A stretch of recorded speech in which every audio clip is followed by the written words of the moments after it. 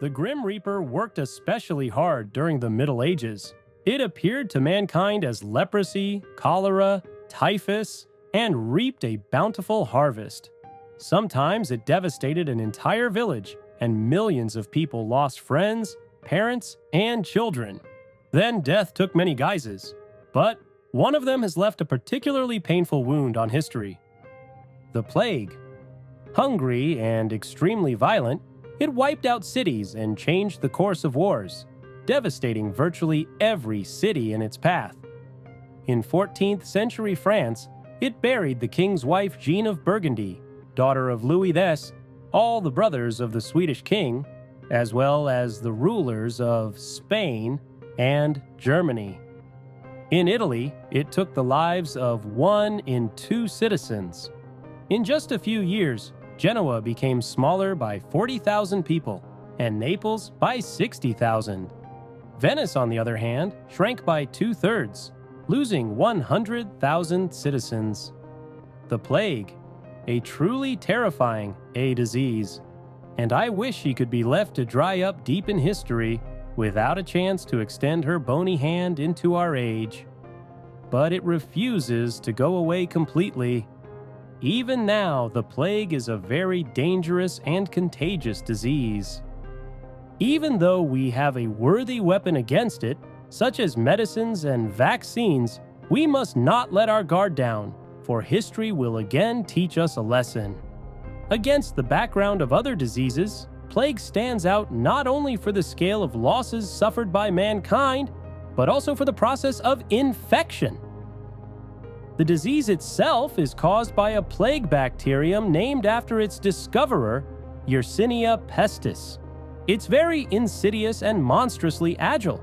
While viruses like influenza or HIV need a rather impressive amount of pathogen to infect the body, the plague only needs a few of these bacteria. Moreover, right there it begins to multiply. Together with a macrophage, it goes traveling through the body. True, almost always the bacterium comes to a stop at these types of filtration centers of the immune system, in the lymph nodes, where it multiplies. Such lymph nodes in humans are quite numerous, but for some reason Yersinia prefers inguinal, axillary, and those on the. These lymph nodes swell, harden, and are filled with pus, that is, dead macrophages and various products of tissue decay. And while inside them the bacteria fight fiercely with the immune system, the person's body temperature soars. This bubonic form of the disease leaves a chance of survival. Sometimes the buboes open on their own and pus flows, after which recovery begins very slowly. It is not without reason that the only way to treat plague has always been to open and cauterize the buboes. Even back then, people noticed a pattern between opening the buboes and recovery. However, buboes may not only open outward. Sometimes they open inward into the blood. Thousands of plague bacteria infect the bloodstream, destroy nutrients, and release a killer toxin. Blood pressure drops, the system blood coagulation regulation, spot hemorrhages occur, microthrombi form in the vessels. The patient gets the strongest chills, muscles are in pain, the mind is affected by delirium. This is another form of plague. Septic. If it has entered the scene, without intensive antibiotic treatment and anti-plague serum, there is no chance of survival. This is why the plague has disturbing associations to this day. The bubonic form itself is extremely lethal, but if the septic form starts, 100 out of 100 people will surely die. However, this is not the pinnacle of plague horrors. In some infected people, even before the septic form occurs, the bacteria manage to enter lungs and cause a pulmonary form of disease, plague pneumonia. Her secret weapon, tissue necrosis. A patient affected by it expectorates bloody sputum at the drop that flies around picturesquely, stuffed to the brim with plague bacteria. Imagine that. Airborne plague.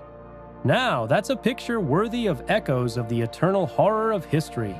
To be fair, It should be noted that the pneumonic form of plague, although deadly, but still always appeared only in cases where the plague is not on a joke already rampant. It has never appeared separately from the bubonic form. Pulmonary pneumonia was real, especially in the Middle Ages. It was like a fire-struck house after house, city after city. It was especially hard in those times, when people were physically unable to isolate a sick person in a separate room, which took the lives of entire families.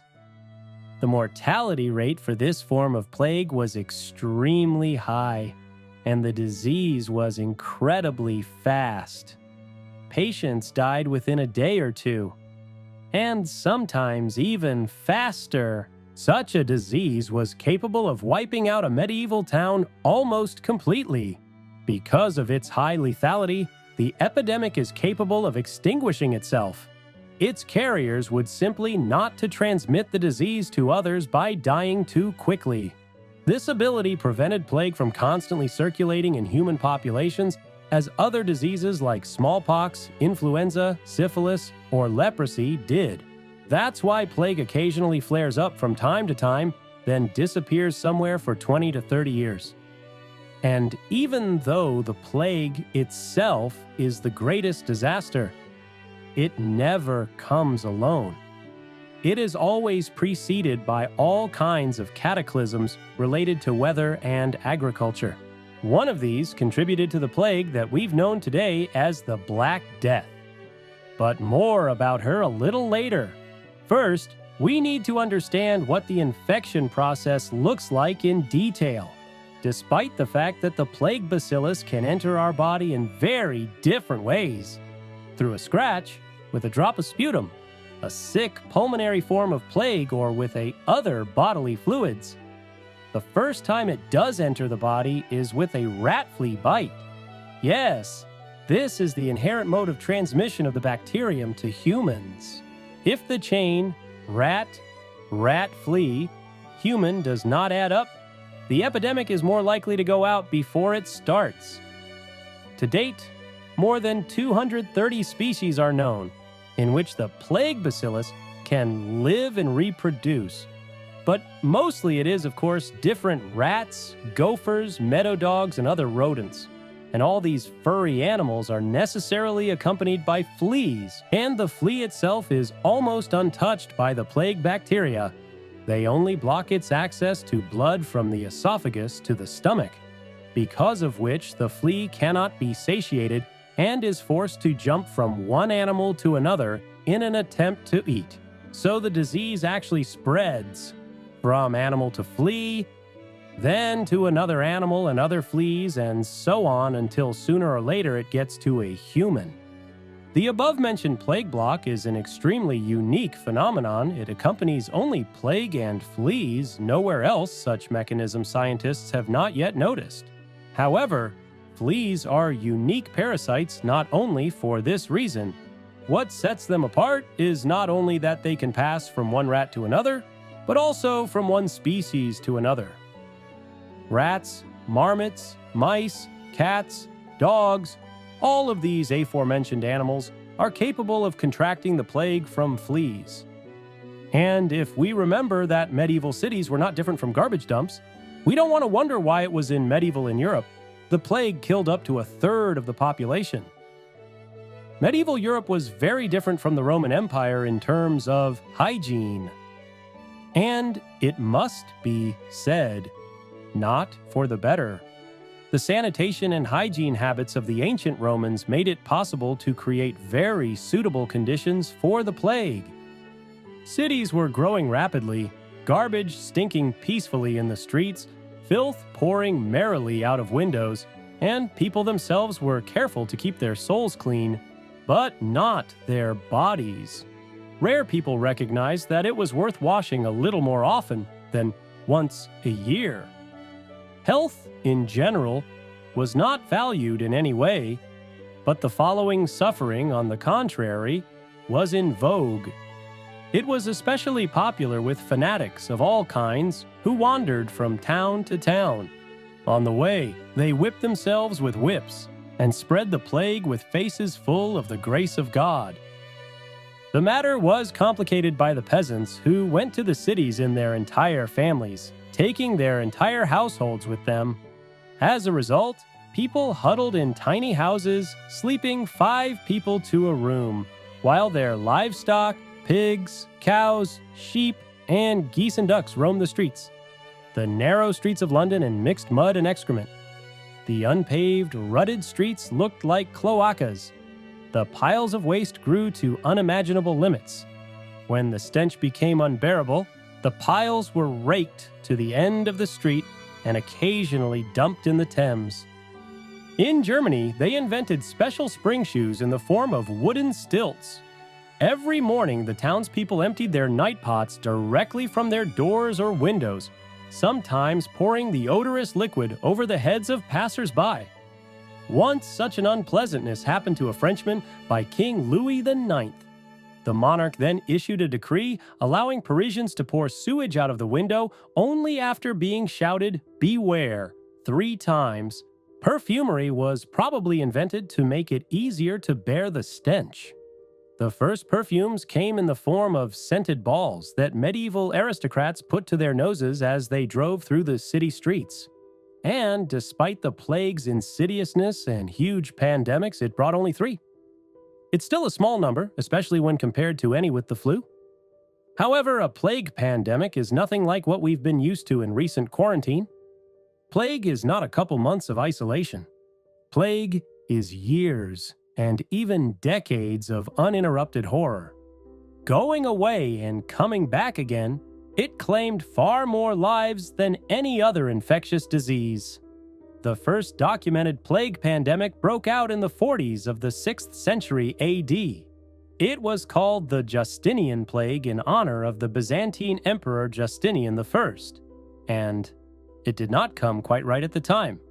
At that time, the emperor was engaged in ruinously expensive for the empire warriors, hoping to restore the Holy Roman Empire in the former borders.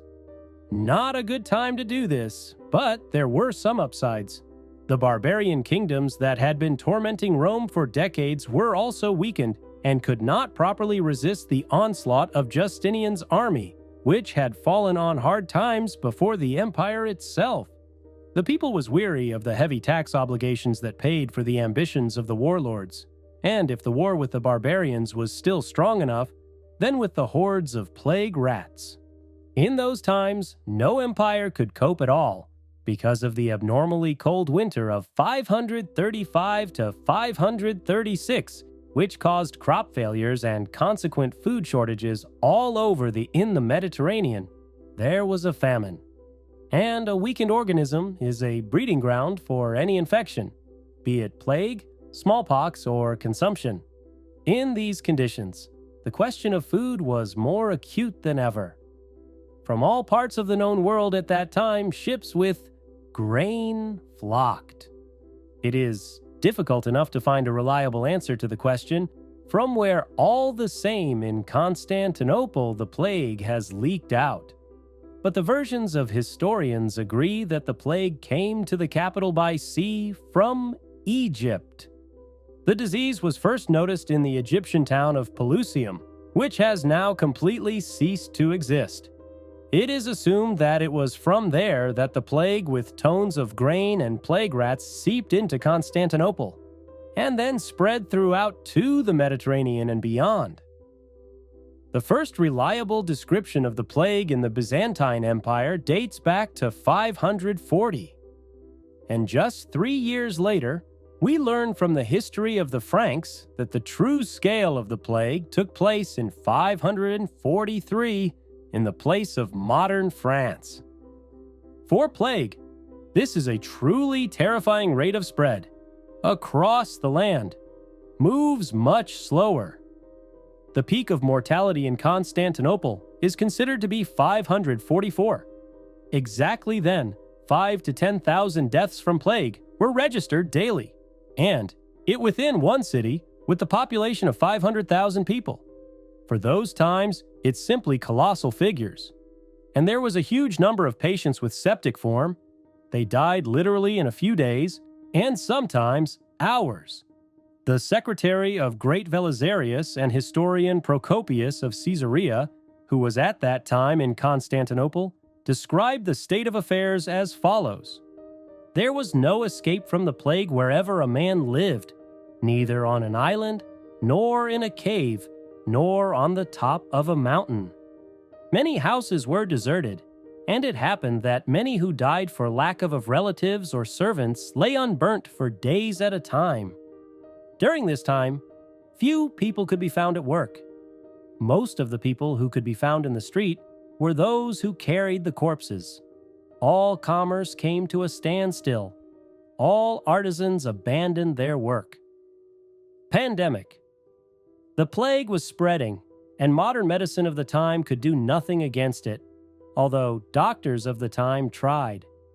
The plague was treated in a variety of ways, from bloodletting and potions to opening up buboes and cauterizing them. The latter methods even worked a little, but with mixed success.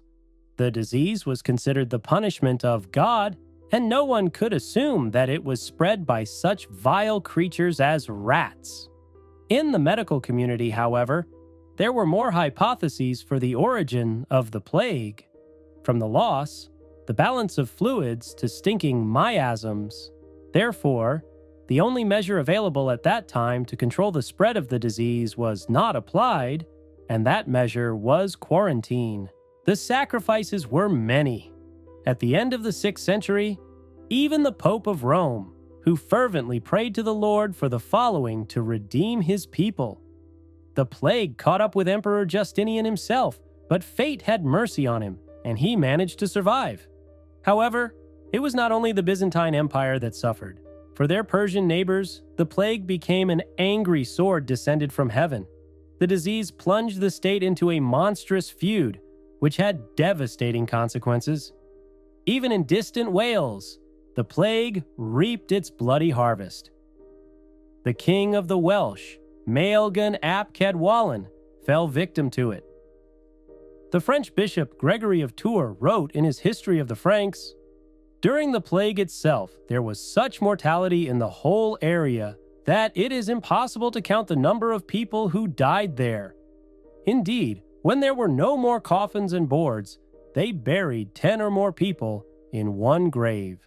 It's estimated that in St. Peter's Basilica in Clermont, there were 300 dead people from the resurrections, and the death itself was sudden, namely, when a snake-like wound appeared in the groin or under the arm, the person was so poisoned by the venom that he or she would lose consciousness on the 2nd or 3rd day.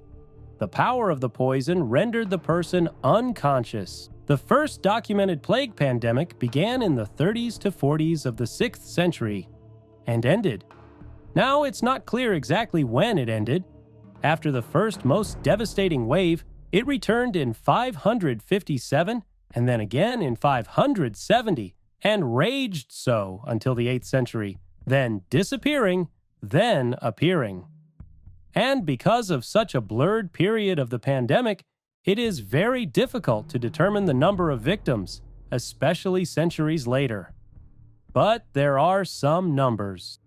It is generally accepted to name the number of 100 to 125 million people in the then territories of Europe, Asia, and Africa. The majority of deaths occurred in Asia. However, modern calculations due to the tendency of the inhabitants of the early Middle Ages to embellish the tragedy reduces the figure to 50 million people. But believe me, for that time, it is simply a colossal figure. Constantinople alone lost up to 40% of its citizens, which broke both the will of Justinian and his dreams of restoring the great Roman Empire in the same old boundaries. But the densely populated territory of the Arabian Peninsula was practically unaffected, and the demographic boom that began there sometime later practically predetermined the fate of this region and of the world in general for many centuries. This led to the rapid conquest by the natives of this region of all the nearest Byzantine provinces, stretching from the Middle East to Africa. For the first time, Muhammad's followers took to the path of war, spreading their religion by fire and sword, and building on the lost Byzantine territories to the Islamic Caliphate. Without the plague, the Arab conquests would hardly have been so large-scale and might have remained a small localized event. But history arranged its figures in its own way, and the weakened Byzantium gradually shifted from conquest to a defensive course of warfare. Fighting off neighbors to the south, the first known pandemic plague radically changed the course of history for some and to the detriment of others. There had not been such a massive, devastating scourge Europe and Asia for centuries to come, ahead of the long and final collapse of the Byzantine Empire, never revived in its former borders. And then the Dark Ages and the second most destructive and horrifying in scale, disaster. The second pandemic plague, popularly known as the Black Death. And no, in this case, the Ice Age is not the time when mammoths walked the streets and the Earth was covered with a layer of ice hundreds of meters. This Ice Age happened to Europe quite recently and lasted from the 14th to the 19th century. During this time, it managed to change several phases of its development, which simply could not pass without a trace for our ancestors. The most cruel period was the beginning of the 14th century, when famine fell on Europeans, which they were not ready for, because the 13th century was remembered as the most favorable time for farming. At that time, even in Western Europe, there were orchards, and the vineyards that yielded in Scotland were no worse than those that grew in Italy. But it all came to an end at once. The scientist's version of the story comes down to two possible causes: a sharp cooling, the slowdown of the Gulf Stream current, the main supplier of heat to Europe, and the eruption of a volcano, the ash of which has entered the atmosphere in huge quantities, and it supposedly prevented the sun's rays from reaching the Earth. Scientists talk about other possible reasons, but it is not possible to name the cause reliably now, because in those times, even sensible measuring devices did not exist. After 1310 and up to the 15th year, it became cloudy, long cold rains year after year destroyed the harvest, and the peasants could not do anything against it. However, climate change did not only affect Europe. Cold weather also reached very distant lands. In Italy, which did not know snow in winter, it became a common occurrence, and Russian chronicles mention a series of rainy years that spoiled the crops of the peasants. Thus, the first half of the 14th century turned into a mass famine that affected many countries. The pressure of feudal lords on peasants also increased. It was quite difficult to explain to the evil lord that there would no longer be such good, beautiful harvests as in the 13th century. As a result, the Great Famine broke out in 1315 to 1317, killing millions of people. Experts estimate that up to a quarter of Europe's population died out during this time. Of the entire population, famine struck all of Northern Europe, from England to Poland. Only a few regions remained unaffected. The historical chronicles of those years are full of horrific details. In those towns where the importation of food from the villages had ceased, looting reigned, disease, sometimes even cannibalism. And even the strong word of the church asking them to preserve their human form went unheard. And so it went on for 2 years. But the shortage of food in the cities was felt for several more years. The people who had survived the Great Famine became weak and painful, and their bodies were riddled with exhaustion and infection. Global environmental changes have also affected Asia. While Europe was hit by cold, heavy rains that killed crops, China was hit by drought and locust infestations. However, the Chinese were not able to avoid the same rains. They just reached the country a little later, filled with violent hurricanes. And as you can imagine, it didn't help the crops at all either. Scientists believe that all these events caused a mass migration of rodents. In a bid to avoid starvation, whole hordes of them flocked to cities, closer to people's homes. Poor nutrition, unsanitary conditions, and overcrowding did their job and led to an epidemic, and rodents walking nearby became an excellent spreader of disease. The scientific community agrees that around 1320 in the Gobi Desert area and began to plague epidemic, affecting the Golden Horde, India, and China. The epidemic spread for miles around. Rodents spread the plague from person to person, and caravans from city to city.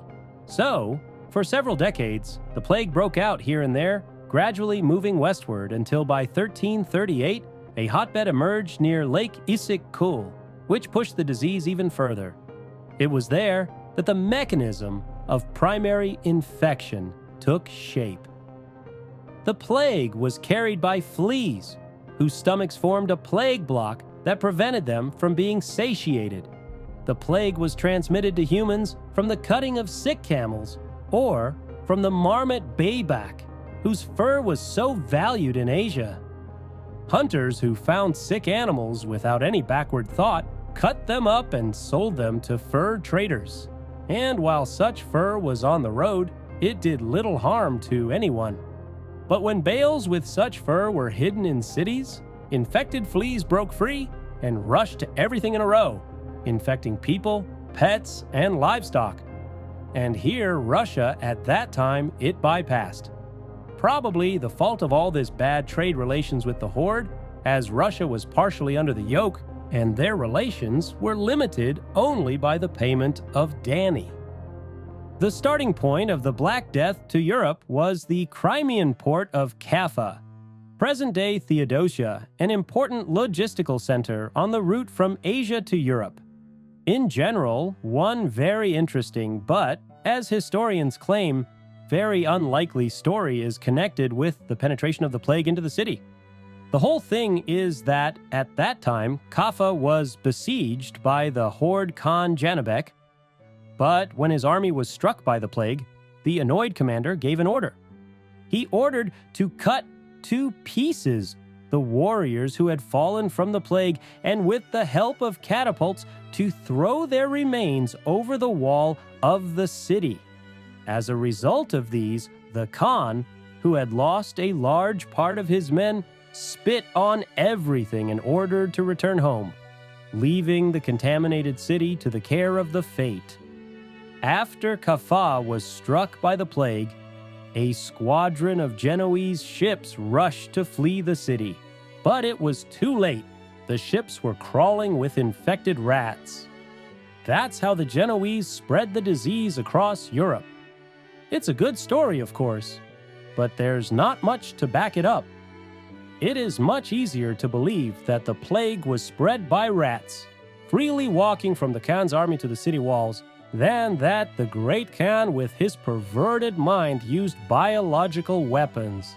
The version with rats is really more realistic. After all, for an epidemic to break out in a city, a lot of factors have to coincide. It's not enough just to throw plague bodies at a settlement.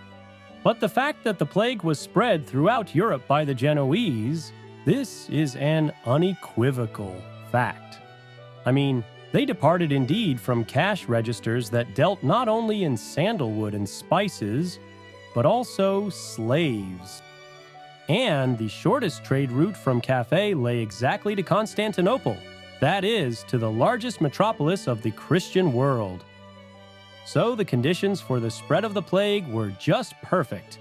Nothing could stop her now. In the spring of 1347, the plague struck Byzantium with all its fury.